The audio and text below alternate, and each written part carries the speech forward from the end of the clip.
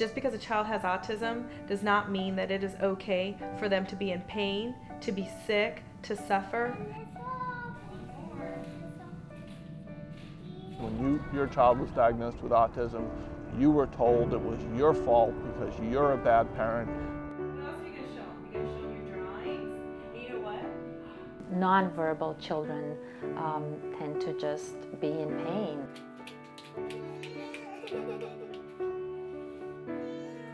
Because obviously if we can get these kids talking and communicating and working together, our society is going to just be so much better.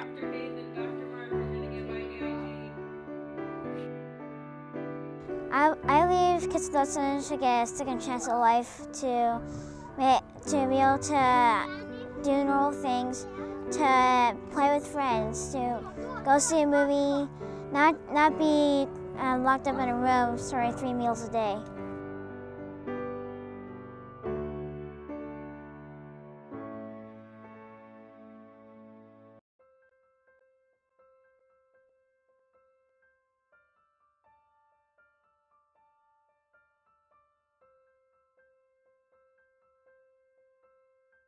Autism is an extremely enigmatic subject area diagnosis. It has baffled people for years, and I think that we don't yet quite understand exactly what autism is. Autism, we're not talking about babies and neonates and infants. We're talking about the toddler years for onset. There was no doubt that autism used to be very rare, of order 1 in 10,000. Now the numbers are 1 in 100. There is actually a major increase in autism, and we don't know why. The percentage are still about the same. It's usually 4 boys to every 1 girl. So that is just striking. 1 in 100 patients means 1% of every child born in the, is going to have autism. Originally, autism meant to me it was a behavioral disorder, and everyone kept telling me that my son was mentally ill. Since then, it's been about 10 years, autism means to me that it's a neurobiological disorder. Initially, we didn't know what the cause of it was. A theory was put forth that autism was due to mothers of children with autism hating their children and abusing them. The analogy was like being a concentration camp guard, and that the children were like victims of the Nazi criminal. Autism is a neurobiological disorder that is now affecting 1 in 91 children born here in the United States. Autism is a diagnosis that is based on a set of observable criteria. So we know what the child's behaviors look like, and we know what their deficits are. We really don't know what's causing it, and it's not really even necessarily believed that it's caused by the same thing in every child. If it was truly a genetic disorder, one would assume that all kids will present the same, but it's obviously a poly-issue. That means that they might all have a similar type of gene defect, but how it actually presents itself depends on lots of different factors that have nothing to do with the genetic loci problem. Now we know that autism is due to a combination of genetics and environmental factors. We're still searching for what are those major genetic and biological factors.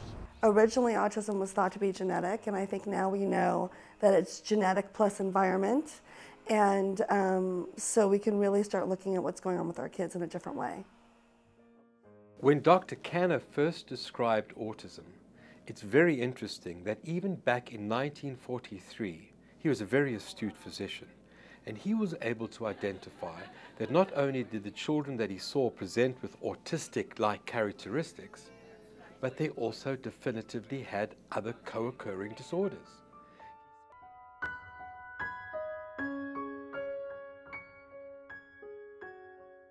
When I interview parents of children with autism and ask them about what's really impacting and impairing their children's progress in any kind of treatment program, invariably they come back to medically co-occurring conditions.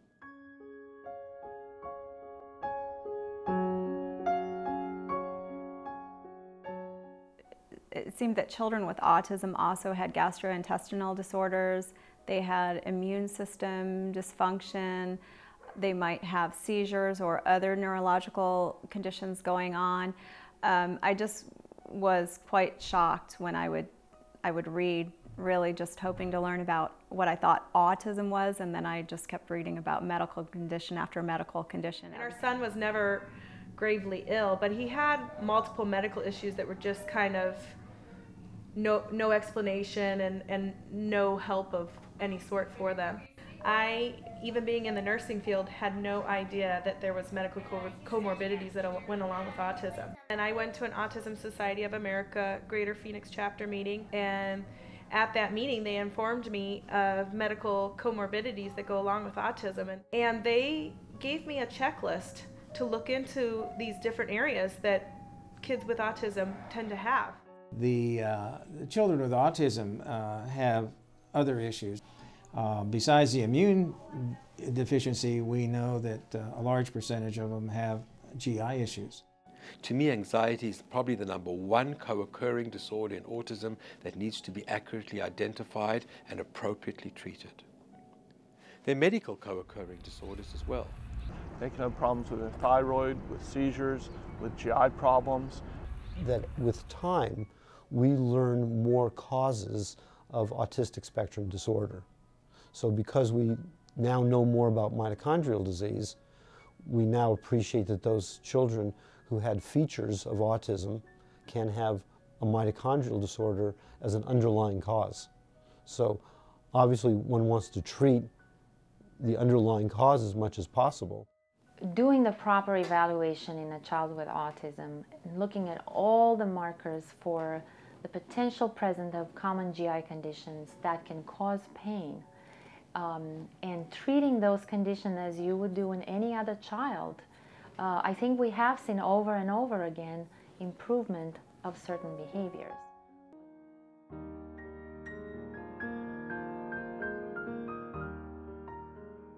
Is it important to address these co-occurring disorders? Absolutely. If only from a quality of life perspective. Why should a typical child immediately have a workup when they have chronic constipation and chronic diarrhea, whereas a child with disabilities in general, or autism in particular, be poo-pooed, have the mother be told, you know what, they have autism. That's the nature of things. They need to be screened for those, and we need to do a workup on them because they're at least as likely as the rest of the population, and for many disorders, probably more likely to have underlying medical problems, which if treated, will make it much easier to manage the symptoms of autism. It took us 4 years to make this project happen and have it completely come from a theory to a screening tool to children actually getting the medical care that they deserve. Because we were given that checklist by the parent mentors of the ASA, I was able to have the doctor write the appropriate referrals to get seen for these different medical issues.